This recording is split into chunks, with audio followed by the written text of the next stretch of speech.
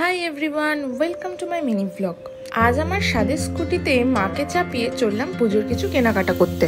বাড়ির ছেলেদের জন্য প্যান্ট, শার্ট ইত্যাদি কেনার পর সোজা চলে গেলাম আমার সবচেয়ে প্রিয় জায়গায়, বর্গভীমা মন্দির, আমার আরেক মায়ের কাছে। নতুন ইউটিউব চ্যানেল খুলেছি বলে কথা, মায়ের আশীর্বাদ তো নিতেই হবে, তাই না? এতদিনে জমে থাকা সব গল্প করে চলে এলাম একটু পেট পুজো করতে। এই দোকানটা একসময় ছিল আমাদের বন্ধুদের আড্ডার জায়গা। হাসি ঠাট্টায় দোকানটা গমগম করত। আজ এসে কেমন যেন মনটা খারাপ হয়ে গেল, চারদিকটা খুব নিস্তব্ধ।